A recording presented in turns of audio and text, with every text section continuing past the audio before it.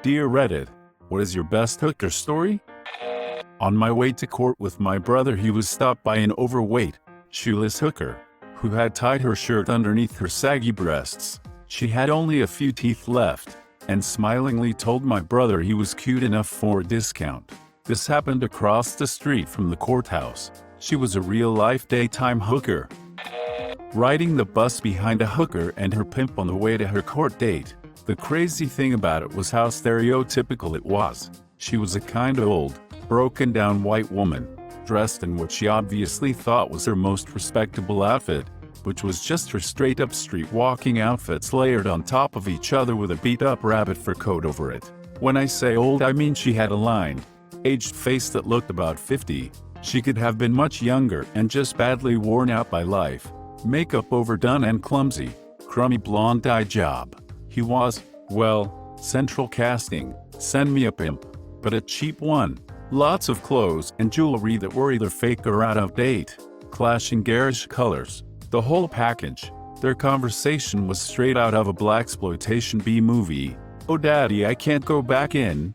She seriously called him daddy. "You gonna be okay, baby?" That kind of thing. She'd start crying. He'd go, "Now don't mess up your makeup, baby. You real nice." Quotation mark. The weird thing was how clearly she really needed comfort from him and he was really trying to help. She ended up just laying her head on his shoulder and he held her until it was time to get off at the courthouse. I was a patrol officer in a very quiet suburban town. Found a van parked in a residential neighborhood with 4 guys standing outside. The ground was littered with beer cans and used condoms. Inside the van was a guy freaking a nasty crack home. Turns out it was a bachelor party and the plan was to get a bunch of hookers, but they lost most of their money at a casino earlier in the night, so they could only afford to get one. Each guy got to frick her with the groom to be going first. The last guy was the father of the groom, by far one of the nastiest things I had ever seen. I saw this hooker get ice cream and Branson then proceed to get in a car parked on the side of the building and start bouncing on some dude's dong. I was like 12 and it made me feel really uncomfortable. When I lived at Bangkok, my friend Chelsea and I thought it would be funny if we paid 2 male call girls for the evening and took them out clubbing with us. We were in the taxi stuck in traffic and Chelsea begins dry humping her guy in the back of the taxi, then proceeds to open the door, grab her guy and pull him out of the car and into another taxi. I was then awkwardly left with my guy and the taxi driver. It didn't seem as funny when it was just me and the hooker, so I bought him a pack of cigarettes and milk at 7-Eleven and sent him on his way. When I got home, I found another friend sitting on my front stoop in her pajamas. She apparently had been asleep in Chelsea's bed. She lived outside the city and often spent weekends with one of us. When Chelsea stumbled in with her hooker and began to frick him while my friend was asleep in the bed next to her, so my friend noped the frick out of there and walked over to my apartment to come stay at my place. Chelsea and her call girl ended up banging until 5 p.m. the next day and actually ended up seeing each other for a few weeks after that. Charge-free. I saw a transvestite hooker push out a tar-like chute onto a palm tree on Santa Monica Boulevard at 3 a.m. It was not awesome. Obligatory, not me, but my buddy. He is walking home from the bar alone, minding his own business and enjoying his drunken walk. A car passes him on the street and makes a U-turn at the intersection in front of him. The car pulls up beside him and they roll down the passenger window and ask him something. He doesn't quite hear them, so he walks towards the car and asks them to repeat themselves. At this point, he is right next to the passenger window and in his drunken state notices that the woman in the passenger seat isn't wearing any pants. The guy in the driver's self repeats himself and says, "How do you like my girl's pussy?" My friend looks down and sees that the woman is clamming herself. His words, not mine. My buddy is usually a pretty quick-witted guy, but he said that his mind froze. He proceeds to look up at the guy and says, "That's a pretty-looking pussy." Realizing the ridiculousness of what he just said and in his inebriated state, he decides the best course of action is to run as fast as he can away from the car. He runs the 4 blocks to his house and the moment he is inside his house, he bursts out laughing and calls all of us at 2 a.m. to tell the story. Does the story have to include intercourse? There is one living below me. I'm a tattoo artist and I hear a lot of crazy stories from clients. I tattoo a Detroit police detective and he told me the best hooker story yet. He was patrolling Highland Park. If you know Metro Detroit, you know to stay the frick out of Highland Park. It's one of the worst towns in Detroit. On this particular night, the cops were bored and not really in the busting mood, so they drove over to a corner known for prostitution. There they ran into a hooker that they would arrest regularly. Picture a female, cracked out carrot top, wild orange tangled hair, skinny, ugly, raspy voice. You get the idea. Anyways, since she technically wasn't doing anything, he decided to have a chat with her instead. He asked her how her night was and if she did alright.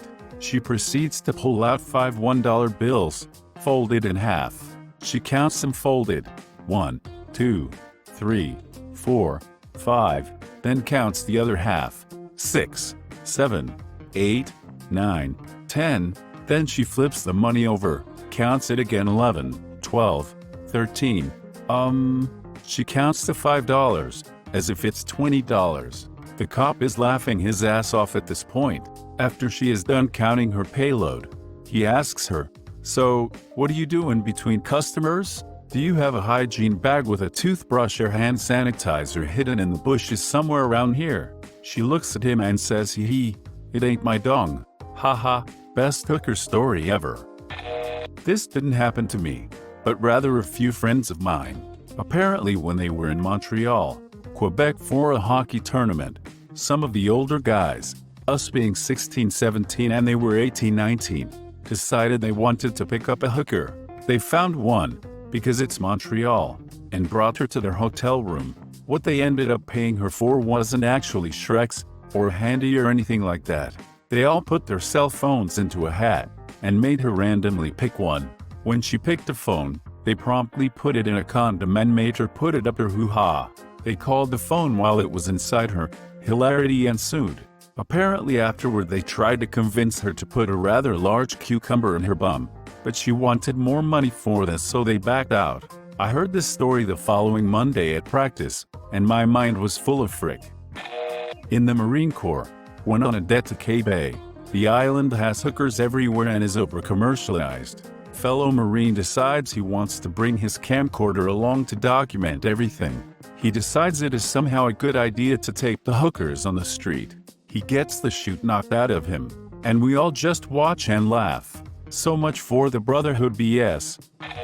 I have a friend that was in the Navy for 6 years. Him and a few Navy friends were at a bar/whorehouse in Thailand when they discovered that one of them, a short guy with a high-pitched voice, was a virgin. As they are sitting there getting hammered, they decided that they would all throw in to get him a hooker that night. They arranged the deal and sent him upstairs with his lady friend. A little while later they were hanging out and they heard a scream from upstairs. The hooker ran out first screaming bloody murder, followed by the no longer virgin friend who ran down to their table and said, "We got out of here. I peed in her dog." My family and I went to Vietnam last year. We stayed with family in their giant house that was locked with multiple chains and locks every night. For some reason, there was only one set of keys to unlock all of the locks. My cousin took it with him one night. That same night my brother went out with some friends from back home who were also there. They stayed out late and he ended up on the doorstep way after midnight. Instead of ringing the doorbell that would wake everybody up, he decided to just wait it out. From the hours of 2 a.m. to 4 a.m., he got approached and eventually got scared by a bunch of girls hookers who kept bothering him. His solution was to sit in a local food shop and eat 2 bowls of pho by himself at 4 a.m. A week later, my brother spotted one of the girls riding on the back of a scooter. Not metaphorically. A few friends and I went to Miami for the weekend. The most awkward kid of the group, and the only virgin, is greeted by this nice black man almost immediately after getting out of the car. "Hey man, you looking to have a good time tonight?" "Well, of course I am. I'm in Miami. This is a fun city. Well, I got a couple nice girls over here. Both clean." That's when we had to explain to our friend about the human Shrek's trait and why he should ignore most of the people who randomly talk to him in a big city.